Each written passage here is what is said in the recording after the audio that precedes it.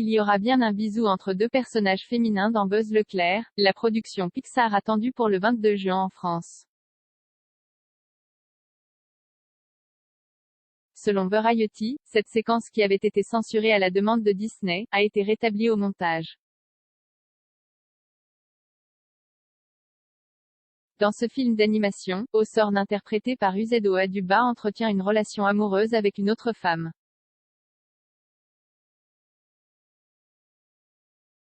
Cette décision fait notamment suite à la lettre ouverte des employés et employées de Pixar, qui, le 9 mars s'indignaient que la maison mère, Disney, exigeait de couper, presque tous les moments d'affection ouvertement gays, dans leurs œuvres.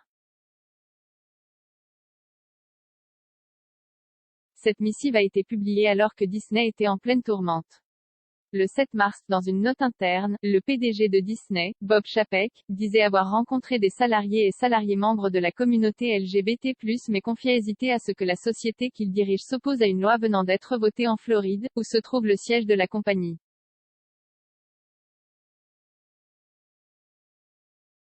Selon lui, les communications d'entreprise font très peu pour changer les choses ou les esprits, et, au contraire, sont souvent utilisées comme des armes de division par une partie ou l'autre. Une loi controversée. La loi en question, surnommée par ses opposants, Don't Say Gay, ne parlait pas des gays, interdit aux enseignants d'évoquer les questions d'orientation sexuelle et d'identité de genre avec leurs élèves, de leur entrée en maternelle jusqu'à leurs 8 ans.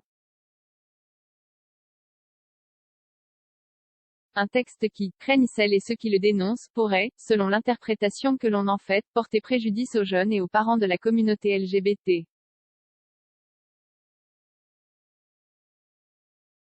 Par exemple, un enseignant qui évoquerait en classe le fait qu'un des élèves a deux papas ou deux mamans enfreindrait-il cette loi? Des médias ont par la suite révélé que Disney avait versé des dons financiers à des élus républicains de Floride qui ont soutenu la loi controversée. Les déclarations de Bob Chapek, considérées comme un manque de soutien à la communauté LGBT+, ont déclenché une tempête de critiques. Des appels au boycott ont commencé à circuler sur les réseaux sociaux. Abigail Disney, petite fille de Roy Disney, le cofondateur de la société avec son frère Walt, a exprimé sa désapprobation envers le PDG. De nombreuses personnes LGBT et leurs alliés travaillent pour ou cherchent l'appui de Disney, a-t-elle écrit sur Twitter. Mais Chapek est plus inquiet de la réaction de la droite que de ses partisans et employés loyaux. Le 9 mars, Bob Chapek a tenté d'éteindre la controverse. Lors de l'Assemblée générale annuelle des actionnaires, il a annoncé le don par Disney de 5 millions de dollars à des groupes pro-LGBT. Une association pro-LGBT refuse le don de Disney. Il a également déclaré avoir appelé le gouverneur de Floride, Ron DeSantis, pour exprimer la déception et l'inquiétude de l'entreprise face à une loi qui pourrait être utilisée pour cibler injustement les enfants et les familles gays, lesbiennes, non-binaires et gays, selon le Los Angeles Times.